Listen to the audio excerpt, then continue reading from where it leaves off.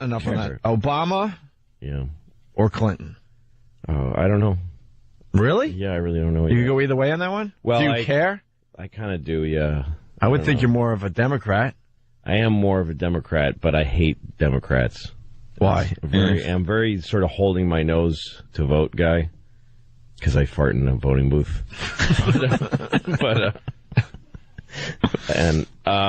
No, I don't know. Obama, I like Obama. I like him. I like listening to him. But really, I mean, it's so stupid because my arguments are totally shaped by the propaganda. Because I actually will be in the shower thinking, he's very charismatic, but does he have enough experience? And then I go, what am I saying that for? Somebody told me to say that. Because I heard that on CNN, somewhere. and now I'm saying it in the shower. I'm a tool of the... We're all media. But we're all like that. You read one political book and then you think you're an expert. Yeah. You could get right on Meet the Press and discuss the issues. Well, because you just repeat crap you read in a book. Yep. It's not your opinions. Hillary's a smart Democrat, but she's not likable in her personality. No, I can't take Hillary. She really makes me mad. I hate her. But I loved her husband. I really Bill enjoyed him. Well, he'll be the first lady. That'll be fun. Are you scared? White House. Are you scared that this country might have a black president? No, I'm not scared. What are you laughing at? We've been discussing this for a while on this very program. Yeah, this has been very... I don't think it'll hurt anybody. Wait, you say no?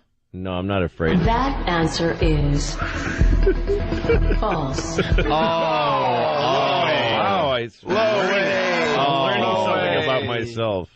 Louis. So what is there to be? Is there something to be afraid of? Well, ask Anthony. Ask Anthony. Well, it's not really afraid. Do you think he'll actually go like, all right, brothers, no, go ahead and do whatever you want? Like, see, that's why it's making me look silly by saying this stuff, because everybody thinks I have this impression that he's going to take office. They're going to swear him in. The second he's sworn in, that hand's going to come off the Bible in a black power sign. Yes, exactly. And everyone's going to know. It's going to be one code word. Yep.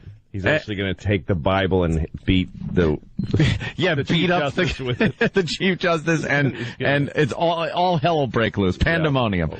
I don't think that. Yeah. I just think there's a lot of subtleties. I do. I'm just not afraid of it. I'm just you're welcome. I got good locks on my door. I'm not worried. Welcome it. Yeah. I think that the changes will be subtle. There'll be subtle changes based on the fact that a few things. Black people in general will now have to deal with the fact that they have the opportunity in this country to become president of the United States. Yeah. That's a huge thing right there. It's very hard to cry that you you're being held back when the leader of the country is in fact a black guy. Right. So that will affect things. I don't know how, but that'll affect things. The other thing is, a black guy in the White House. A lot of black people will be like, "Hey, our guy's in there now." Yeah. So now we're going to get what we're due. We're going to get what we're due. There's going to be a lot of pressure on Obama to, placate, to make concessions to the black community at large.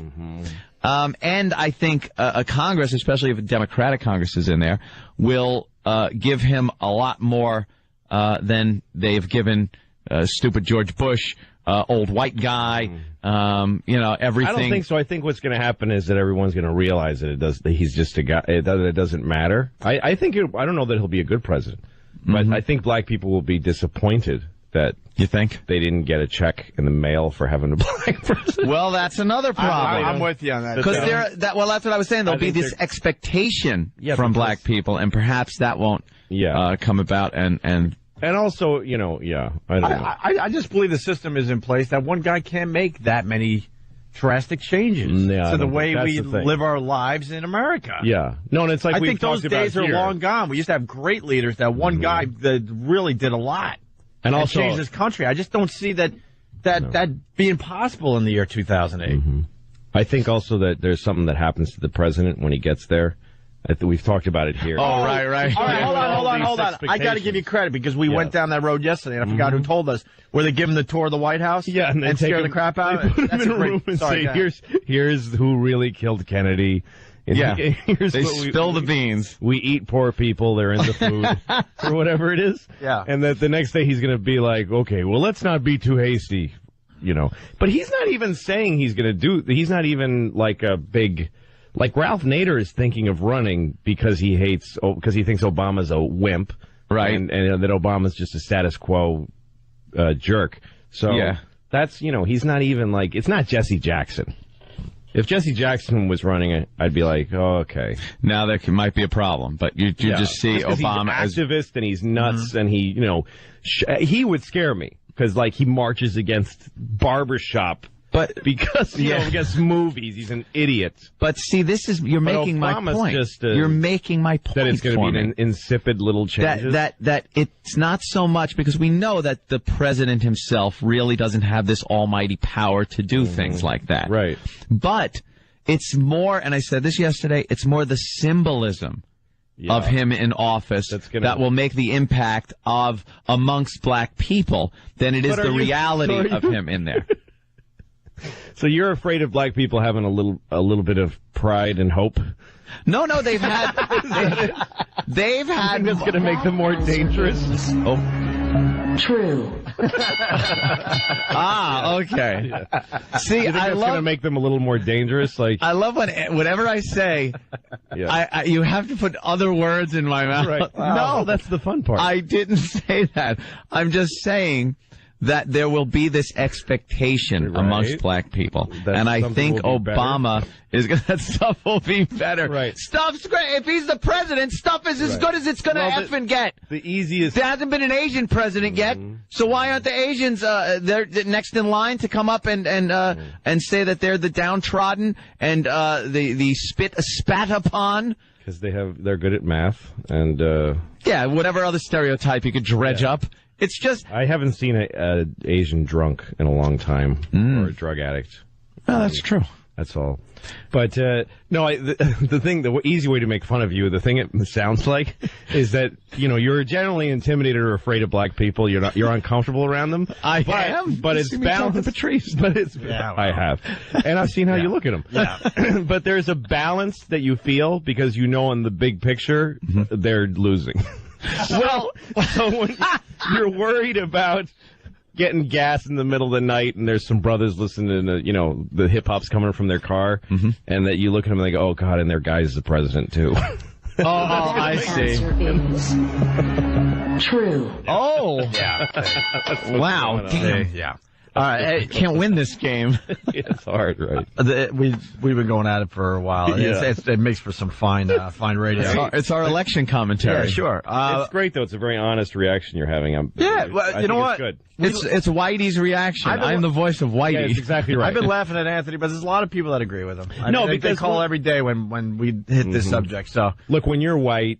And a black guy is like waiting on you or something and he's being really nice. Yeah. The party's like, the day the tables turn, you're going to cut my head off. Yeah. It's just going to be. My politics are really simple. I want to see a black president because I want to be alive to see what happens. That's all. Right. Oh, you just want to see it. Want to see. You're just bored. Yeah, I just want to all right, we got a black president. Now I'm going to take a look and see what that really means. That's what I'm like. Why not? Instead of another white guy. No, another old white guy. I want something different in there. I'm totally a spectator. I want to just check it out. Every time there's a special report on the news, and it hasn't happened in a while, but every time TV is a special report, I'm like, they shot somebody. 9/11 again. You gonna get some popcorn. You like tragedies too, right? I love watching crazy stuff go down. Yeah. And don't you wish exciting? I brought this up a couple weeks ago. Like when you see the wildfires out west, you want to see that just keep spreading and spreading. When they say 100 homes been destroyed, you're kind of disappointed that it's not 200 yet. Totally. But this is and you want to see like Ally McBeal or somebody or whatever her name is, Callisto Flockhart, coming out of her house on fire, crying. like man on fire. The worse the better. Running on fire and screaming. The worse or better, and that we're not saying totally anything too crazy here. But here's the question I got for you: when do you really want it to stop? Like in my head, I like seeing wildfires or whatever just keep expanding. When does it get to the point where you're like, okay, all right, no, stop. We gotta put this fire out. When it gets too close to your house. That's easy. My house is exactly the line. You know, when you my see those neighbors, screw them. You know what? My yard, even. Hurricane Katrina was a tragedy, but when that thing started spinning toward New Orleans, yeah, you were kind of going, "This is going to get interesting if it hits New Orleans," and I kind of want to see what that means. People like action movies, right? Right. And as long as it doesn't involve you, if you're watching it on the news, it's just an action movie. Well, that's what it is. You don't know the people. Well, like the day before Katrina, when they were saying, I mean, it was so clear. I've never heard such an accurate weather report in my life. Oh, right on. They said this is going to happen, and I remember they said everyone's just going to go to the Superdome or whatever it is. Yeah. And I thought that's crazy. Those people are all going to die. I'm not doing nothing tomorrow but watching TV. It was like an ad for here. Good, that's on tomorrow. Speaking of tragedies, Britney. It shouldn't be. If you do it every minute, then there's like a million stupid Mark Twain type quotes about if you would never lie, you always don't have to remember anything. If you always tell the truth, you never have to remember anything. Yeah, when you start lying, it's you just start creating a. Let me grab this. I'm a bad liar. There's a lot of people in marriages who are like, I shouldn't be in this, but how long could I possibly live? Resigning themselves to death. Yeah. Let me grab this call. I don't want to lose this guy. He's miserable. Maybe we can help him out. Jim in Staten Island. Jim.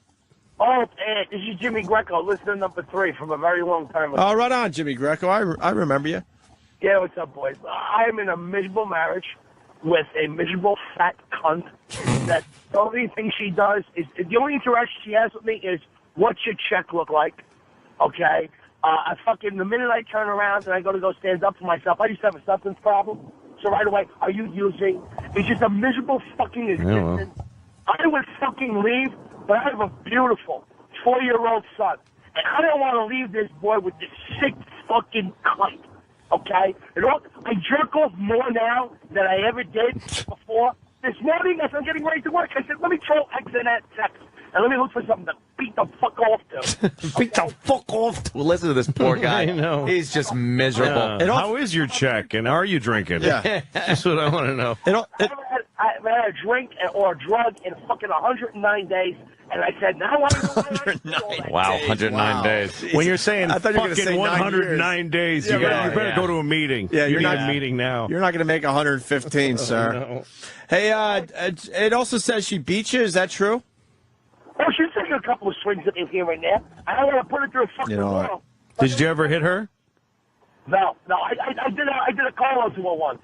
She fucking ran into the bathroom, and I fucking popped open the door, and then she sunk down to the ground, cowering, and I said, don't you ever fucking raise your fucking hands to me again, okay? Why? But, All right, listen. That's your. miserable That's your. household. Like a treat. And Jim, I bet that's this 4-year-old is having a ball or something. These people sound awesome. You wasn't home when this shit happened. now, Jim. That's all right. Listen, I want to jump in. That's your side of the story, and I believe every word of it. No, and why would she stay in this thing then, Lou? Well, I don't know why. Some people. There's always one Like she obviously is miserable too. There's always one person in a bad relationship who's perfectly happy to be in a bad relationship. There's always one person who's like, who's fine with it, who's fine with just constant shitty. Yeah. The only thing I would say to you, sir, is that you're not going to lose your kid if you leave this woman. You get to keep the kid. Right. But you want to know what, though? I don't want him to have that in the back of his mind. You're a coward. Nah, the other way to Jim, look at it is your son's learning that if somebody. Who just called me a coward? You just calm down. Yeah. You're calling a comedy show. Please try to remember that. Jim. It's not. This isn't this kind of show. We're doing the best we can. Yeah, I have no problem saying it, Jim. Opie said it, and because I was there, I was a coward too. Like, why are you staying? First of all, I want to lose half my shit. That's something. Well, that's a very good answer. We've talked about that on the show a lot. It's not a good reason to stay. It's a good question. I don't want to leave my kid. Number 3. What the fuck do I do? The only person who's going to win is People procrastinate. People don't pay their bills on time. You're going to fucking go file for divorce. You know what a pain in the ass it is? No, it's a huge pain in the ass. Get a lawyer. Yeah, but here's the thing. To get it started. The two things. I don't want to lose my kid. I don't want to lose half my shit. I mean, they're both beatable. Because, first of all, you have this idea that your kid's going to grow up thinking my dad left us. it'll be true if you leave the classic way of just like take off, deadbeat dad, and just show up once a week to take your kid to an awkward fucking Little League game. They have nothing to say to you. I remember seeing this father with his daughter, and it was so clear that it was like a visitation. Yeah. And they're walking down the street, and he goes, well, we got 2 hours left. What do you want to do? And she goes, I don't know. Oh, geez, he really gave this thought. Yeah, so it's not, that's a shitty father who divorced and then just kind of marginalized their kid. But if you fight for your right to be with your kid and you fight for your custody time, then what your kid will, because if you don't do that, the thing you teach your kid is that if a person is abusive to you, you stay with them anyway. It's not a good signal to give a kid is that if you're in a shit marriage with a bad person or you're a bad person, that these guys stay together. So that isn't. So I don't buy the. You're not going to. The kid's aware, Jim. The kid's aware that living in a house of misery, right? So if you separate, then both you become happier people, and the kid lives in 2 homes that are happier than one shit home. So that's a plus for the kid. And then as far as half your shit, well, fucking be a man and raise twice the money. Just work harder. I mean, really, it's that. I liked the fact that, I mean, I'm paying shit to my ex because she didn't have a job when we split up. But it puts me at 0, and then it just motivates me. I work much harder now because anyway, I had to take care of her before. And it actually, if you look at it this way, it reduces your nut with the other person to a check. You have one check that you write. Yeah. I mean, it's not like that. When you're married, it's not like that. You fight over money. She spends whatever she wants. She's got your bank book. But once you get divorced, you write one check, and it's contained to that. And you know what it is. And you call that 0. You just move the 0 line in your mind to after she's gotten hers. Exactly how I rationalized it. And then you go 0. Now I got I was happy to give away whatever I had so that I could be at a clean me 0. And then if I raise $10, I spend 8 of it on Snickers bars. Can I ask you a question Shove about the that, $9th dollar up my ass. It's my business. If you didn't have the kids, that would be a tough check to write, though. Like in Ant's case, he had to write that check, and he had no connection with her. Like he didn't have kids that he loved or any of that shit. You know what I mean? With you almost could rationalize it, like, well, because of my relationship with her, I got these 2 beautiful daughters. Oh, well, child support and alimony are 2 totally different things. But it makes it a little easier to write her the check. What I'm just saying, I don't know. Yeah. Or does it? Well, child support is, I mean, it's just a totally different category. Child support is something that you pay until the kids are I understand that. 21 years old. But I'm saying the actual check to her is a little easier because you had the kids with her. But in Anthony's case, just writing to I did not want to write that check. Yeah, no, it's totally easier. Didn't want to write that check. The best check was the last check. That was when it was all done. And then I was like, I got a raise. Yeah. Yeah. Well, Jim, did we help you out there? You made me feel a little bit better. Actually, Louis made me feel better because he lost a lot more than I could ever lose. So, All right. And I'm sorry I called you a coward, but I've been there. I was in a relationship I should have got out of, safe to say, 6 years before I did. Oh, boy, I got to tell you this. Congratulations on your son. Thank you. And enjoy him as much as you can. And it was the sappy part. A fucking gift, man. Oh. I mean, I love my boy more than anything. All he wants to do is play weed, cuddle, and fucking just hang out. And I love him, and I just can't. If you get divorced and you fight for time with your kid, you'll have that time with your kid by yourself, and you'll thank fucking shit Christ for that, or whoever you pray to. Good luck with your new show, man. Good luck with your new show. Thanks, buddy. It's gonna be a great one, Jim. All right. Wow, now we've just turned into a relationship show. Look at these fucking That happens. We could take a break and take more phone calls. We could do that. Louis, you sticking around or you got to go? Yeah, I'm here for another 45 minutes or so. Perfect, man. All right. Louis C.K. in studio. His new show, Louis, on FX, next Tuesday night at 11 o'clock. Definitely make sure you check it out. All right? All right. The Opie and Anthony Show on the Virus, Sirius XM. Louis C.K. in studio. Louis C.K. on Twitter, by the way. He's a good one to follow. And what do we get on louisck.net? Anything? Anything good?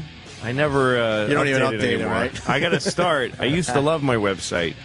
It's just a lot of work. Right now, the old thing with the Bobby Cannavale thing is still up there. It's still up there. There's tour dates from April. I see that. All right. None of this is updated. This shouldn't even be on the one sheet, Steve. Yeah, no, I have. I mean, I'd like to have the website more active. I used to like it. I used to like putting stuff up there. How was the brokerage? Brokerage was awesome. I was on Long Island. I was trying to get away from I had such the a good baby time thing. there.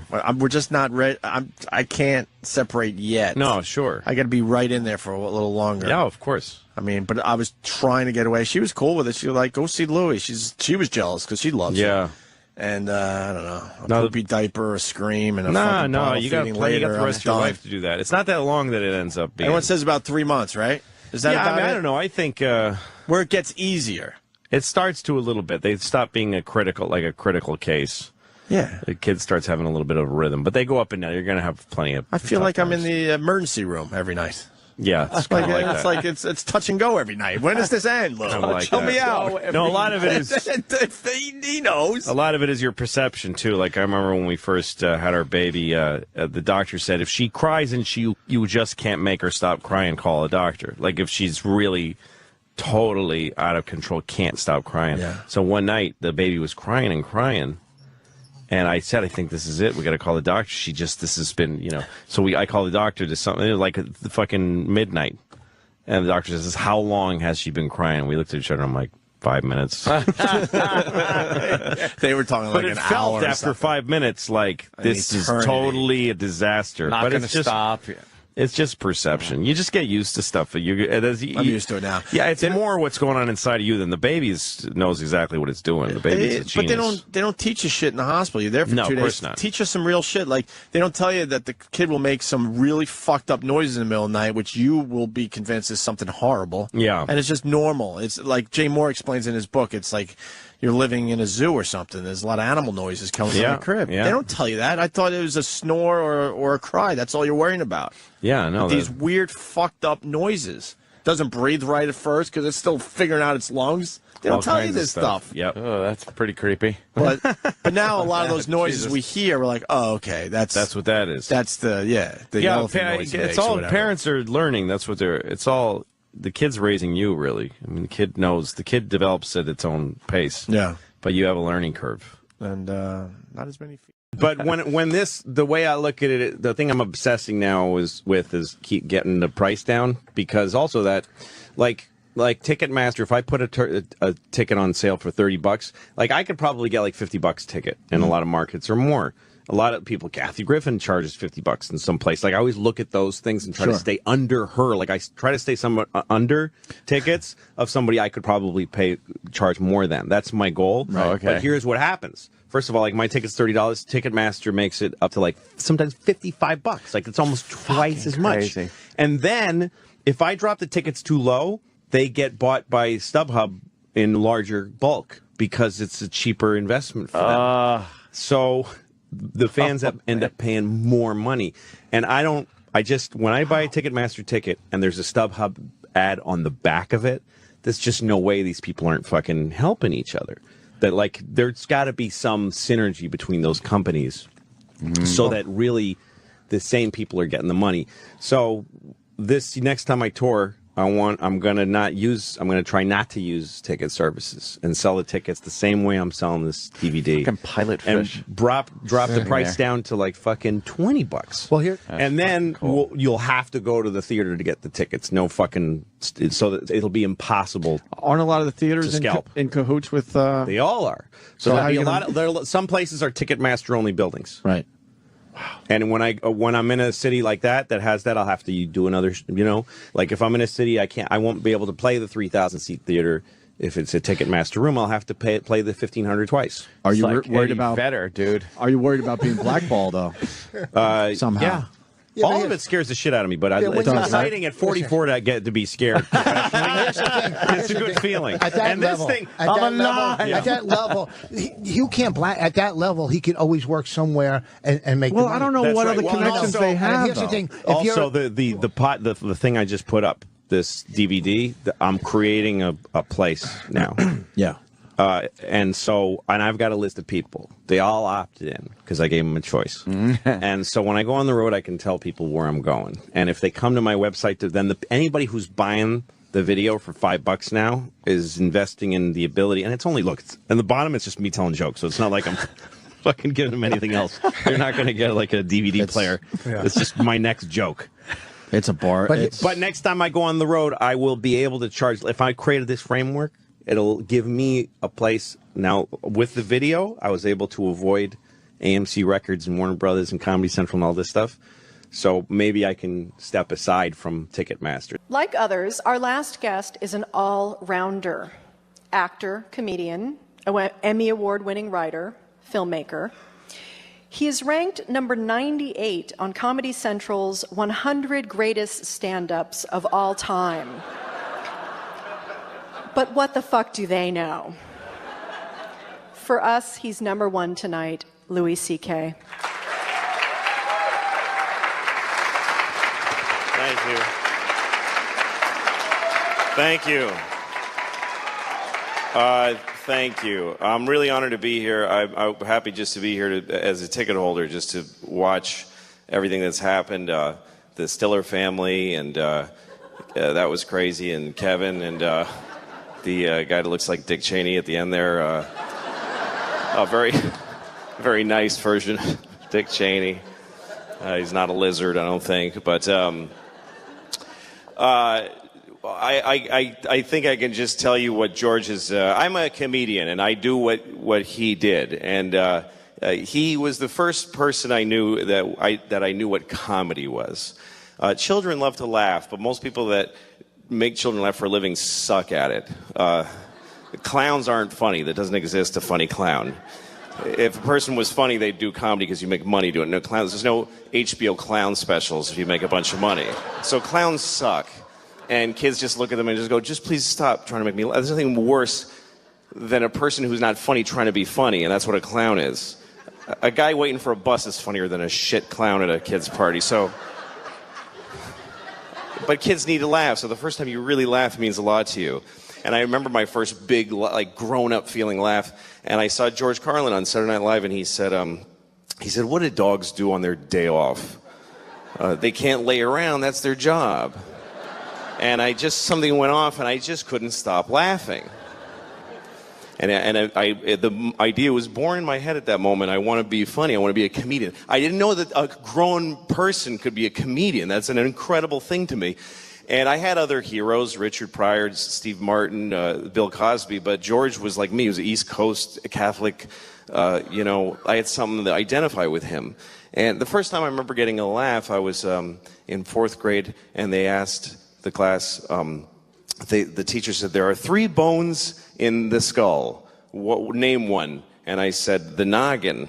And I got a big laugh. And I thought, hey, I could do this. I could be like George.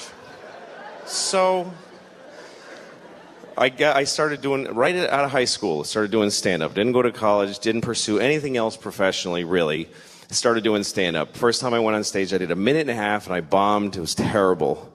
But I wanted it so badly that I kept trying, and I learned how to write jokes. And I just had jokes, kind of funny thoughts. And about 15 years later, I had been going in a circle that didn't take me anywhere. Nobody gave a shit who I was, and I didn't either. I honestly didn't. I used to hear my act and go, this is shit, and I hate it. But I've been doing this for 15 years, and stopping now is like getting out of prison. Like, what do you do after 15 years of stand-up comedy? How do you re-enter the workforce? So I was in a really bad place.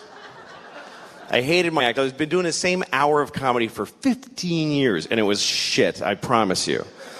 And I was working places like Chinese restaurants. And I'd do a show in a Chinese restaurant where they don't even know there's a show going to happen. They're there to eat. And all of a sudden you'd go, hey, everybody. And people are like, I'm eating. I don't want to be forced to sit in this. So I was doing a Chinese restaurant called the Kowloon in Boston, Saugus, Massachusetts. And I was sitting in my car after the show just feeling like, this was all a big mistake. I'm not good enough. And I felt like my jokes were a trap.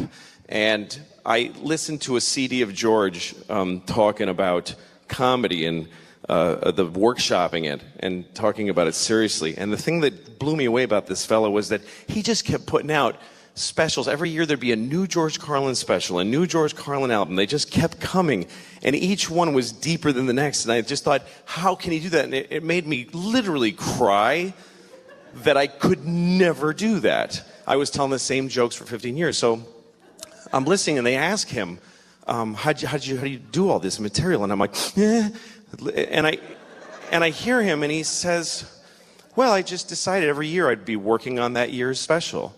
And I'd do the special, and then I'd just chuck out the material. And I'd start again with nothing. And I thought, that's crazy. How do you throw away? It took me 15 years to build this shitty hour. If I throw it away, I got nothing. But he gave me the courage to try, and also I was desperate. What the fuck else was I going to do? This idea that you throw everything away and you start over again. And I thought, well, okay, when you're done telling jokes about airplanes and dogs, and you throw those away, what do you got left? You can only dig deeper. Start talking about your feelings and who you are. And then you do those jokes and they're gone. You got to dig deeper. So then you start thinking about your fears and your nightmares and doing jokes about that. And then they're gone. And then you start going into just weird shit. Yeah, eventually you get to your balls. But there's a whole... It's a process that I watched him do my whole life, and I started to try to do it. And I started to think, because he says whatever he wants. What do I really want to say that I'm afraid to say? And at the time I was a father. I am still a father. But at the time I had started, I didn't take off yet. The jury's out. My oldest is 8. I could still split. So far I'm still there. I was having a lot of hard time being a father. And I wanted to say it on stage. And one night I thought, okay, forget all the old jokes. I'm going to start again. And I thought of the first thing. I said, I can't have sex with my wife, because we have a baby, and our baby's a fucking asshole. It's just what I was feeling, and I said it. And the audience went, whoa! And I thought, oh, I'm somewhere new now. And I said something like, I never used to get babies in the garbage, but now I understand it. And they did that. And I thought, I'd rather have that than the shit tepid laughter for my 15-year-old jokes. So I started going down this road. And he was always the beacon for me, always, this guy. He always gave me the courage. He says, the line that Kevin quoted, where he said people that abortion rallies are usually anti-abortion rallies, people you wouldn't want to fuck in the first place. He opened a special with that at Carnegie Hall.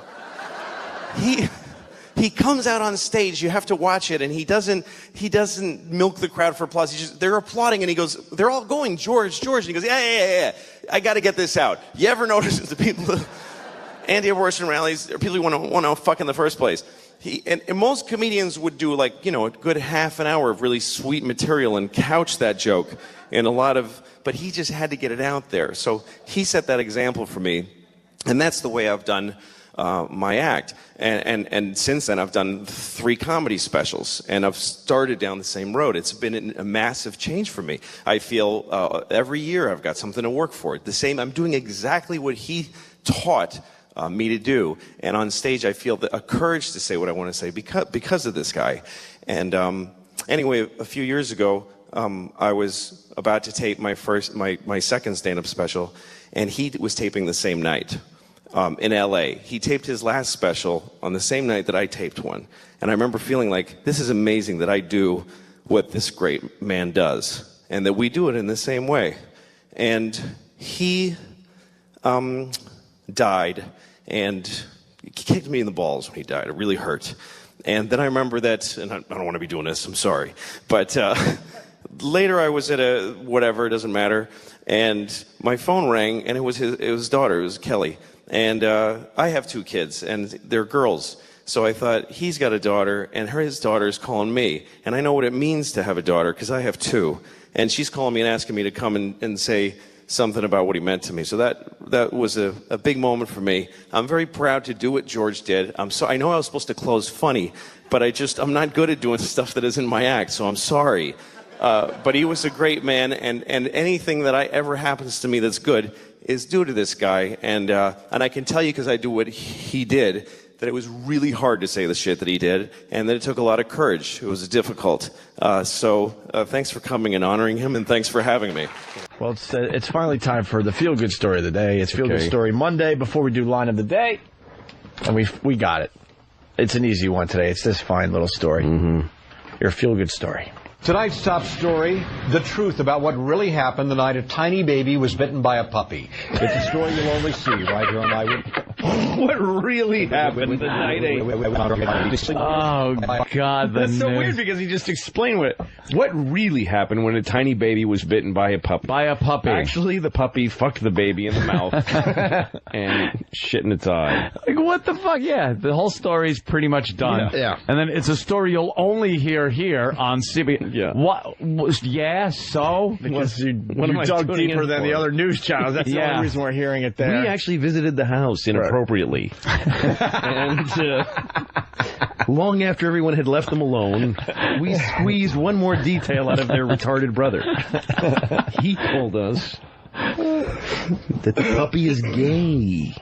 Well, I want to know now what happened. It's a story you'll only see right here on Eyewitness News everywhere.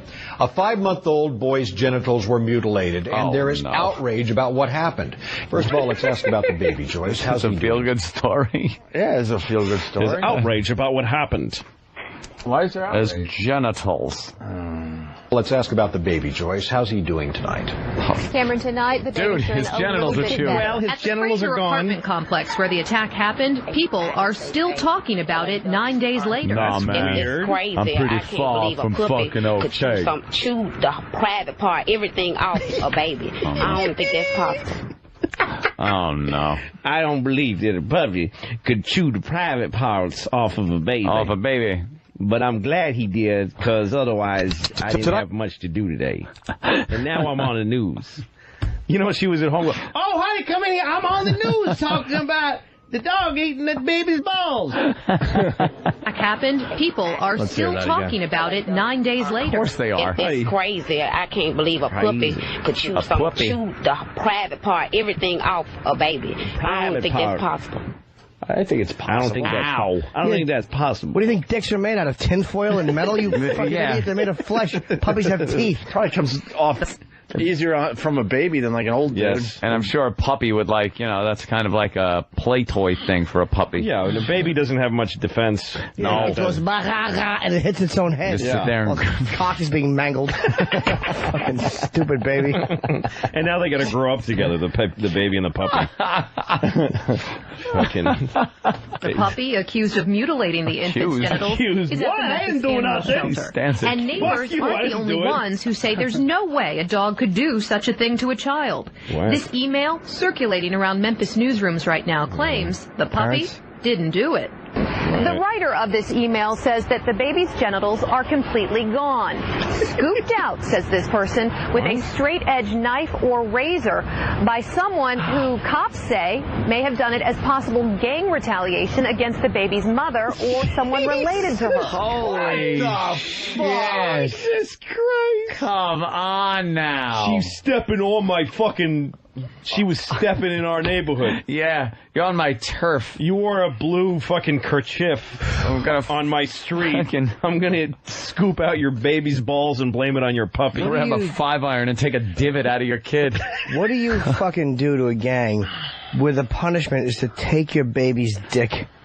Oh, well, you disrespected them. Yeah, you made your fingers do a funny sign near their house. Right. And all you want to do is pick their nose. You didn't know. If you bump into one of them and maybe look like perhaps the guy shouldn't have been walked into you, that deserves your kid getting his dick cut off. Fucking worthless assholes. Oh, jackasses. They should firebomb the entire apartment complex if that's the truth. Awful. Yeah.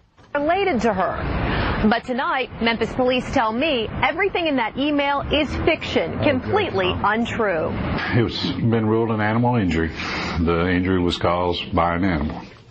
It's amazing how we all jump on that immediately. Yeah, it's just nonsense. It's all fiction. No, it's not. Well, that's what everybody in the Memphis living rooms did when it came on the news. You see what those fucking people do? I told you about those people. You called me rape. Oh, okay, it wasn't true. Not true. Well, never got it. Stupid dogs. Still, though. Tonight, it does the happen. if they remains unclear. As for the baby boy, hospital sources say he faces a very long and difficult road to recovery. Where was the mom at all this time? Because I know it just didn't happen in no split second. It had to go on for a while, and I know that baby was crying. She's imagining where was she at? It's a baby dick. I could bite it off in one shot. How long do you think it takes? This is not the finger off a fucking statue in Columbus Circle.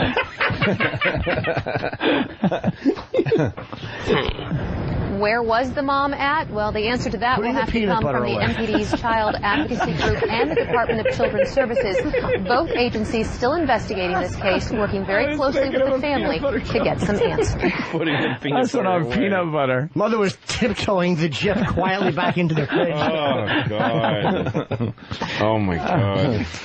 But I don't want to know where the mom was when all this happened. Hope that was fucking Ellen's dog, Iggy. Oh, that fucking bit the genitals off its new owner. Iggy's a cunt, and fuck Ellen. Ellen should shove her own cunt into her cunt. I don't know, I get so mad at her. That is the most bogus fucking thing that she ever did. It just makes me sick. Look, she was absolutely crying. She's pretending that she didn't know that people would bother that's what you wanted to happen. Yeah. Because I watched the thing, she's saying, I just need to get this off my chest, but while I'm doing it, I'm going to tell you the name of the organization and the woman's name, and I'm going to give you all the details so that you can threaten them. Make your death threats. So I can use my power fucking inappropriately. What? She was right. No, she wasn't. Yeah, because the problem is this. Someone like that woman, the woman who did the dog shelter thing was one of those cunts who just my way or the highway. Well, no, but she has a right to that. She's got her organization, and she has rules, and she gets to make a call. But when the other party has a fucking national TV show to use against you, it's just not fair. It's just not, That's good. Here's what I think. It was called for. There's probably some kind of legal. She should have come on and said, hey, I'm mad at this woman. I want you all to call her. Instead of coming on and fucking crying and pretending to be and she wasn't that sad. And she gave the dog as a present to her fucking cunt lesbian fucking girlfriend. And then she fucking spent, and I spent $3,000 getting someone else to train it. And then it didn't work. So I want to give it, I don't know. I didn't buy any of it. I think it's cute when she dances in the beginning, though. I think it shows that she's just like us. Hope Iggy does that Except dance for that as she a eats back vaginas and she has one. It's like, why am I being? Look at her I'm dancing. being anti-lesbian just because I hate her. Now all I could think of is her crying over stupid Iggy. Look at the people dancing with her. It was stop fake. with your goddamn dancing. It was fake. I don't know. I think that she was angry, so she acted sad because she was pissed off at that woman because she didn't get what she wanted. She's a spoiled fucking celebrity. Probably right. She's rich and famous, so she thinks she should be able to do something differently than other people. If you go to adopt a dog, there's protection in line. And, I know. And if you're not a celebrity, you don't get your way. But she thinks she does. But also, and then other people end up fucking with that woman's life for whatever little rule that you think she shouldn't have. Been so stringent about. She doesn't deserve to be threatened. Yeah, she does. She did by a nation. Yeah, she did. She was one of those people that just you deal with all the time like a civil servant. Yeah, but she they had get that to be that way. No, they do. But because they never have consequences. And now you get your life threatened. It's a little out of proportion. You know what? It's a little out of proportion. There's probably some kind of legal bullshit that says that if the fucking she gives the dog away and it eats the kid's fucking balls off, it goes back to that you could sue the fucking company that Here's the problem gave you the dog. She has the rules for a reason because a lot of people adopt dogs. A lot of people adopt dogs on a whim. And then they don't keep it like her. She adopted the dog on a whim and then decided once she was faced with dealing with it that she didn't want it. So they drop it off on a highway or give it to an inappropriate family. That happens all the time, and dogs get killed and abused that way. So this woman has a rule. Anybody that adopts dogs does that. And why she's supposed to go, but it's Ellen DeGeneres, so she must have good judgment because she's rich and because she has a show. I hope the thing just fucking Hershey syrup diarrhea all over one of her fucking expensive rugs. No, Ellen DeGeneres' hairdresser couldn't possibly be a problem person. Yeah. No, fuck you. What if you're rich and you have a show? I'm still glad she did it. And that fucking woman, I hated her. When I heard her explanation, I didn't like her. Yeah. I gave her a chance. That's fine. I don't like that woman either, probably. I don't know. I was happy. Probably. I bet I hate her. But she doesn't have her, doesn't mean she deserves that from this fucking woman. She's been a cunt her whole life. This has been really awful and I just want it to go away, but still give the dog back. Yeah. Fucking. They're not going to give the dog back either. No, who cares? Just get another dog. They should just go. fucking gas it like the old days. And she wasn't sad that her hairdresser, I don't think she gives a shit about her hairdresser's kids and that dog. She's just mad that she's Ellen didn't and get her way. she didn't get her way. So she's like, oh, let's see what's going to happen to you. And I'm going to go on and cry and make people feel bad. And you're going to change your tune. Throw in one of those gas chambers like they put Petey in from the Little Rascals when Stymie needed $5 to get him out. Yeah, and he went to gas him. I'm going to kill that dog. Like the adults on those Little Rascal things are the worst fucking human beings ever. Yeah. It's like, please, mister, that's my dog. And I'm like, well, I'm going to gas him. The kid, you were horrified of those people. Exactly. Hey, here's some interesting news about the Jew thing. Hey, I do know where the term kike came from, by the way. Ah, derogatory term for Jewish people? Where did that come from? I do know where that came from. Where? It is when people used to come over on the, in the ships on Ellis Island, a lot of people couldn't write English. So they used to make their mark, and the Jew's mark was a circle. And the circle is called kikel. So that's what they were just shortening it to kike. The guys coming in and say, here's another kike once they've seen the circle. You know where nigger came from originally? There was some black guy being a nigger. So they called him a nigger. Jesus! He was being a real nigger, and somebody said, what a nigger. And that's where it started. It just was nigger was a feeling. Yeah. He's just like, look at him, yeah, it wasn't some wordplay. Just blurting out a sound and it came out like that. Just the guy was being such a nigger that it fucking made someone say the word. Oh my God, man! That's awful. Well, we're learning about derogatory terms and where they came from. That's right. Wow, it's history. It's a really good history lesson. I never knew that. Let's say hi to Jesse. Jesse, what's up? And then we got maybe a little movie talk. I gotta get the trailer, man. You do have to hear that, Jimmy? I have to. It's awful. Well, Wall-E is opening this weekend. It's getting like 90% positive reviews on RottenTomatoes.com. Another Pixar animation movie from Disney. And then Wanted, Angelina Jolie's movie with Morgan Freeman. Right with him. I wonder if he's going to play a different character in this movie, or is he going to play the same character he plays in every effing movie he ever does? Who says wise things with that voice. Oh, yeah. Stinks. Very low spoken. Go back to Electric Company, you speckled face weirdo. Louis. It wasn't even that great as The Pimp. I bought that movie on Otto's recommendation, that dumb Christopher Reeve movie.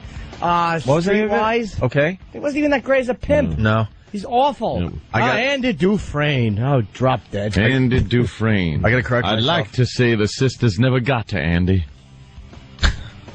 Wall-E's getting 98% positive reviews. Really? That movie. Who's the douche that decided the movie sucks? I hate Wall-E. I hate that little... I've seen those little Pixar animations where it's a cute lamp. Yeah. Oh, it's cute. It's looking lamp up like a funny lamp. It's and there's got little squeaky eyes. noises. Shut up.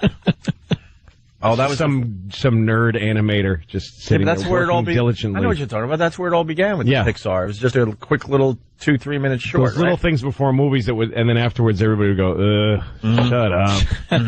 It's not cute. Don't like it. Morgan Freeman was good in Glory.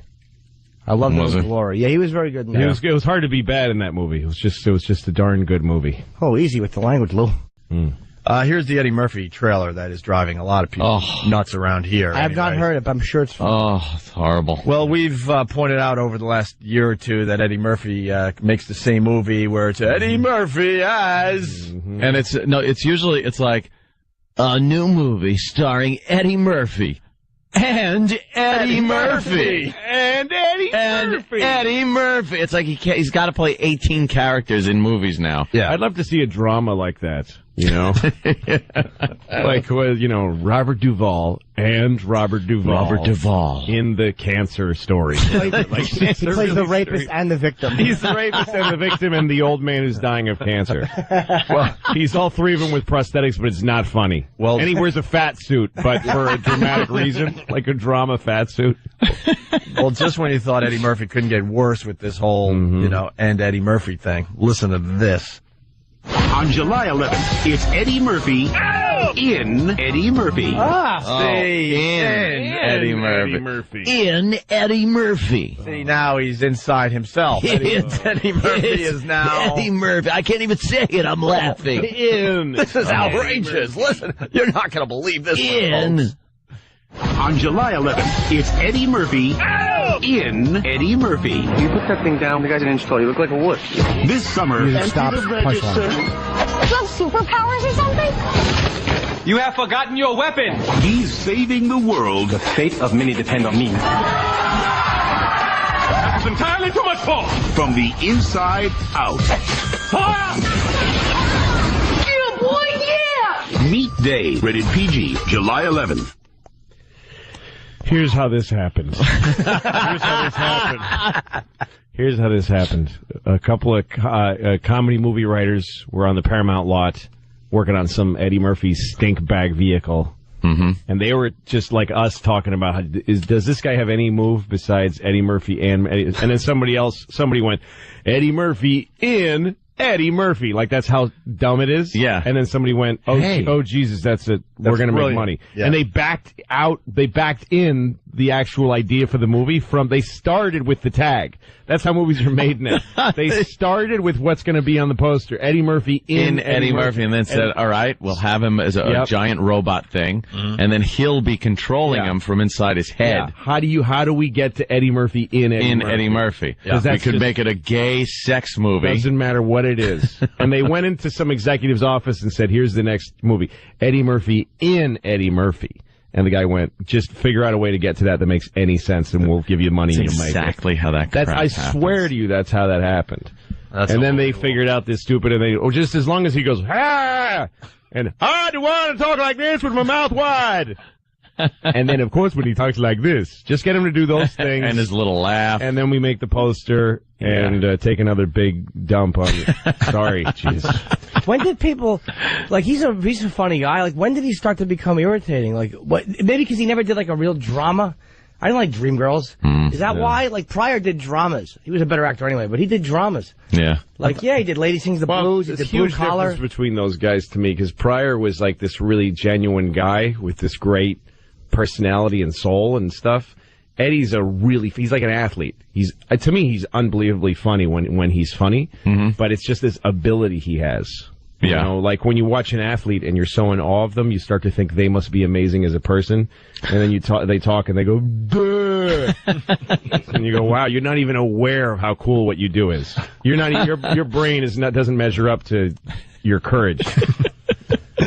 Eddie's the same. I mean, he's just basically, he's a rich guy from Hollywood. So he used to be this young kid from Brooklyn, but he was driven by hunger to be successful. Mm-hmm. He wasn't a guy. I mean, Eddie Murphy, Richard Pryor was so full of incredible feelings and thoughts and ideas, and you put him in a movie, and it was great.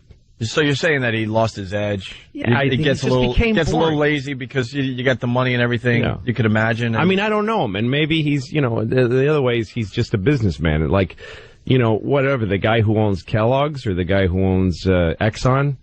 Or people like, God, that guy stinks. Well, no, he's just slamming down the bucks. This guy's making millions of dollars every year with movies that totally people definitely go to. He's got a sustaining box office quotient, but that doesn't make him interesting. Just makes him some dude with a lot of money. I wonder how much his movies make, because, I mean, obviously people do go to him. I mean... he doesn't have... Still do well. He doesn't have bombs, for the most part. Yeah. No, and also he gave up on guys like us who actually liked him when he was a young comic. He doesn't care about us anymore. These are for kids. These movies are for kids.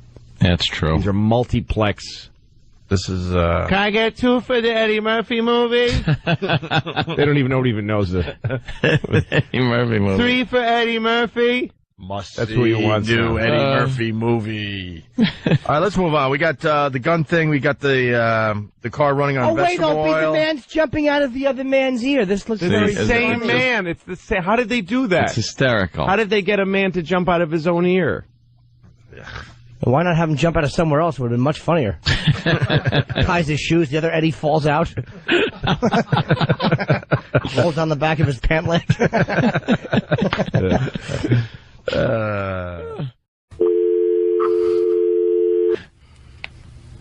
Hello. Hello? Yeah. Did I win? Did I win? Did I win? Did I win Foo Fighters tickets? Hello? Hello? Hello? Hello? Hello? Hello? Yes? Hello? Yes? Did I win Foo Fighters tickets? Did I win Foo Fighters tickets? Foo Fighters. Foo Fighters. Yes? Who's the winner? Sandy. Hello? Hello? Hello? Hello? Hello? Hello? We have a win. Hello? Do we have a winner? Sandy. Hello? Sandy. Hi. What? Hello? Sandy? Yeah, this is Sandy. George. George. What? George. We have a winner? We do. Oh, me. Sandy. George. Yes, George. Wait. Sandy? George. I'm Sandy. George. Wait. George? George. George. Yeah, George. 92? 92. 92. Foo Fighters. Please. Hello? Tickets? Hello. Sandy. Irving Plaza. George. George. I'm Sandy. Sandy. George? Hello. Winners? Tickets. Hello? Irving Plaza. 92. Foo Fighters. Now. Sandy? Sandy. George. George. Foo Fighters. Foo Fighters. Irving? Irving Plaza? AIDS. Agnieszka. What's going on? Right. Suck blank for K-Rock? Suck. What's going on? Sandy? Sandy. George. George. AIDS. George, 92? Hello? George. Lopez. George, 92? George 92. Sandy, 92? 92 K-Rock.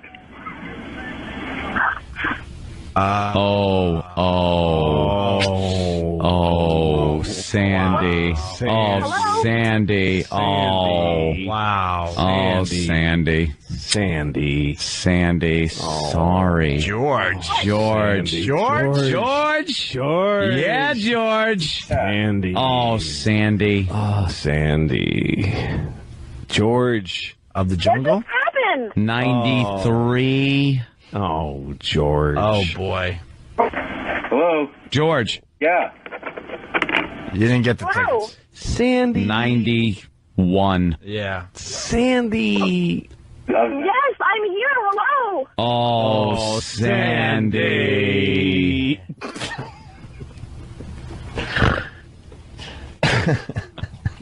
What's going on? Please. Foo Fighters. Irving Plaza. Sandy. Suck cock for K-Rock. Not George. Not going. George. 92. So do you... Hello? Hello, I'm here. All I hear is a bunch of voices. Please Sandy. tell me whether I Sandy. want- Sandy. Yeah. Sandy.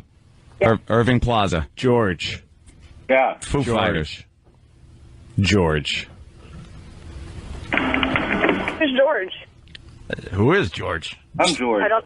George. Yeah. 91. Sandy. Yeah? 93. Oh, no. 92. 92. 92. 92, Sandy. So I did win. Oh, Sandy. no. Wow. Oh, but Sandy. George. Yeah. George. Irving Plaza. Yes? Foo Fighters. Yes? George. 92. I'm 92. George, 92. George, 92. Awesome. Sandy. 92. Cup of Dirt. urine. Damn. Hickory Dickory. Cock? George. Yeah. George. Yeah. Question. Sure. Jack be nimble. Jack be quick. No, sorry. Oh, no. No. Jack. Sandy. Sandy. Yes. Hey diddle diddle. All right, you could have just said I didn't win rather than keep me on the phone. Oh. Sandy. Well. I've got all day. But, Foo Fighters. Foo Fighters, Sandy. Foo Fighters. Name a Foo Fighters song. Or fucking Dave Grohl, man. I want Song, Sandy. Song. A Foo Fighters song. to. Oh, a song? Yeah. I guess Everlong. Oh, sorry. Come on. Wrong song. Sorry. Sandy? Yes. 92. 92. George? Yeah. 94. 94. Minus 2 equals? 92. 92, Sandy. 92. 92. 3. K-Rock. George? Yeah. Sandy? What? Sandy. Why the long face? Hello? Sandy. Yeah, I'm just trying to figure out why you people are taking pride in this. Sandy, annoyed? Pissed? I'm trying to figure out whether this is just a big funny game. Aggravated. Foo Fighters.